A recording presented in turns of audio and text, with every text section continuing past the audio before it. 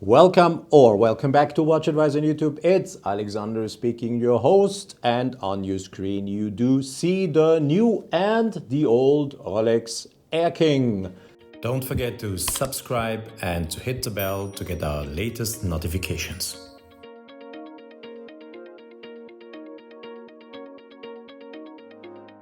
Now, which one is the old one and which one is the new one? At the first glance, you can distinguish the both watches. Here, if you look at the 5, there is no 0, and if you go on the new one, you see that it's written 05, so they added a 0 in front of the 5, and you can, of course, also distinguish them by the 3 and 6 o'clock indexes as you see them, or the numbers as they are applied. You see there is a difference. So this is the first at glance difference you can see. But then if we go into details, that's much more interesting, of course. I will take the new one and show you also the old one later. The main difference is the case now has a different shape. So on the flanks, it is now straight. See here the straight flanks here. And this is the old one, and you see this is a rounded version. It's rounded, so they worked on this. Then the new got a crown guard that didn't exist. Now comes the old one, did not exist. You clearly see this here. Diameter of the watches is the same, it's both 40 millimeters, but now it gets interesting. The new one, 11.59 millimeters versus the old one, and I showed that this is the fat guy compared, 13.1 millimeter. And where's the magic? What did ROLEX do? This watch featured a soft iron inner case to protect the movement. It was the 31 caliber, and the new Air-King features the 30-30, the new generation of ROLEX movements, and these movements do have pretty good anti-magnetic performances with the parachron hairspring, etc. And there's no more need for a soft iron inner case, and this is why they could reduce the thickness from 13.1 to 11.59 millimeter. As always, we do also measure the lug-to-lug distance, and the new case of the Air-King has a lug-to-lug distance of 47 millimeters, and the old one had a lug-to-lug distance of 48 millimeter. And tapering, is that bracelet tapering? Of course it is, and also new. The size in between the lugs is now 21. It was 21st, it is 21. You see here in between, it's 21. The bracelet is bigger, gives another, it sits differently on your wrist when you're wearing the watch, and it tapers down to 16. And in the picture comes also the new clasp that is called Oyster clasp, with an easy length adjustment system that is integrated. You all know how this functions. Here's the easy link, you see, and you can open it up. What I did right now, look, I'm opening it up, and then you can close it the other way around. And here, it's closed the other way around. We open up again, and we close the other way around, and you see, this is the difference. Easy link, and the new clasp is now called Oyster clasp with easy link.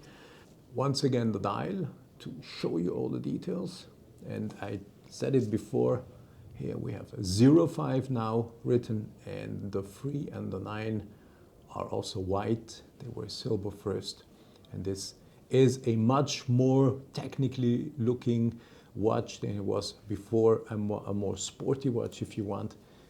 These straight flanks really make the watch look completely different in comparison to what it was. And the crown guard, yeah, something on top. gives that watch a much more sporty look. Anti-reflective treatment only on the inner side, as we always have it with Rolex watches. And yeah, you saw it, there is no see-through case back. There is no Rolex watch with a see-through case back. That's how it is, and we do accept it. So back on your picture, you have the old model here with the 5. So the first glance you see that's the old model, and you have the new one. And do you have the impression that the new one, the new Air-King looks bigger? It is both a 40mm case, I have to say. Yes, you're right. The watch looks bigger. Why? Because the dial size increased 0.8 millimeters. So the dial of the watch increased 0.8 millimeters. And this also meant that they had to adjust, of course, the length of the hands, etc. But as you see perfectly here, touching the minuterie as it should be, and this is really how those watches must look like. All these short or too short hands on a watch are really, yeah, let's say, it's not a design flaw, it's a disaster, I would call it. But no worries, you see clearly perfectly done by Rolex, of course. What else can we expect from such a company? That's how it is. Let me again show you the watch from the side, how it looks like.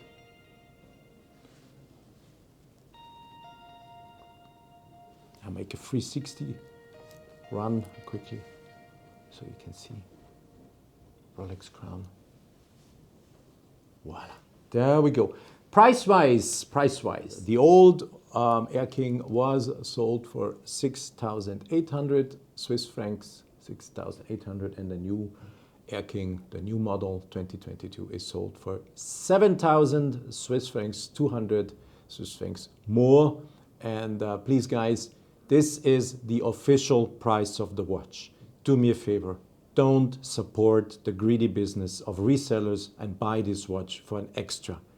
The price is, I repeat that again, 7,000 Swiss francs, including 7.7% of VAT, and this is the official price of that watch and nothing else. The rest, please just forget. Don't support that greedy business.